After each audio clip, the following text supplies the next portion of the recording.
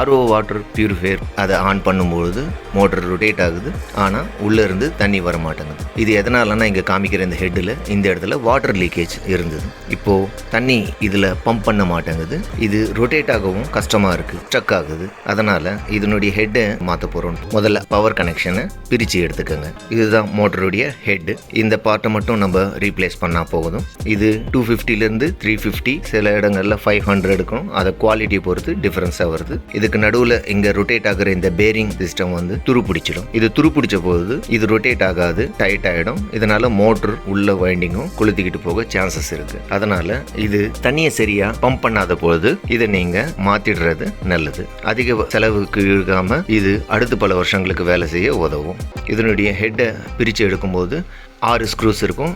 இதில் 3 ஸ்க்ரூஸுங்களை கழட்டணும், மீதி 3 ஸ்க்ரூங்களை கழட்ட வேண்டியதில்லை.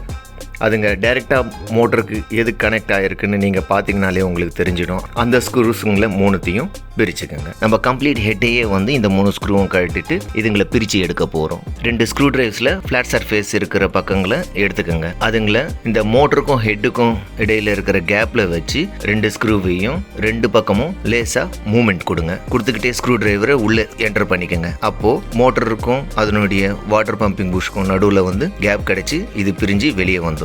இதுதான் மோட்டரோட ராட். இந்த பக்கம் இருக்கிறது அதனுடைய ரொட்டேட்டிங் பேரிங். இந்த ராட்டுக்கு கனெக்ட் ஆகிருந்து இது சுற்றும் போது தான் வாட்டர் பம்பிங் நடக்குது. இது துரு பிடிச்சிட்டு உள்ளே வந்து புஷ்ஷுங்க கெட்டு போய் இதுலேருந்து வாட்டர் லீக்கேஜ் ஆகி இது பம்பிங் கெப்பாசிட்டியை இழந்துடுது. இதை கனெக்ட் பண்ணிவிட்டு அப்புறமா ப்ளக் பண்ணி ஸ்விட்ச் போட்டு பார்க்குறோம். மோட்டர் ரொட்டேட் ஆகுது. இது ரொட்டேட் ஆகும்போதே ஒரு முறை WD-40 அதுக்குள்ளே விட்டிங்கன்னா அந்த பேரிங் கேப்குள்ளே இந்த WD-40 லிக்விட் ஸ்ட்ரைட்டாக உள்ளே போய் அதை லூப்ரிகேட் பண்ணுறதுக்கு உபயோகமாக இருக்கும். அதில் இருக்கிற ரஸ்டெல்லாம் இதோட கரைஞ்சி வருது பாருங்கள்.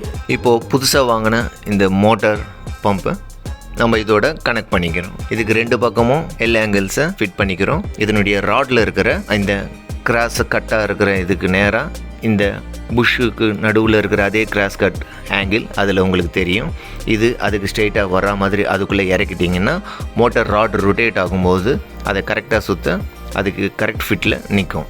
3 பக்கமும் நம்ம பிரித்த ஸ்க்ரூஸுங்களை டைட் பண்ணிக்கோங்க. கேப் நடுவில் ரொம்ப அதிகமாக இல்லாமல் கரெக்டாக அதோட ஒட்டி இருக்கிற வரைக்கும் நீங்கள் டைட் பண்ணியிருக்கீங்களான்றதை செக் பண்ணி பார்த்துக்கோங்க. மோட்டரை வந்து ஆர்ஓ பவரோட கனெக்ட் பண்ணி மோட்டார் பம்பிங் நம்ம செக் பண்ணி பார்த்துக்கலாம். ஓகே, தண்ணி வருது. ஸோ பம்பிங் ஹெட் ப்ராப்பராக வேலை செய்யுது, மோட்டரும் ப்ராப்பராக ரொட்டேட் ஆகுது. அதுக்கு கொஞ்சம் ப்ரெஸ் பண்ணி ப்ரெஷர் செக் பண்ணி பார்க்குறேன். ப்ரெஷராகவே தண்ணி உள்ளே இருந்து வெளியே வர முடியுது. அதனால் தேங்க்யூ ஃப்ரெண்ட்ஸ். ஜெய் ஹிந்த்.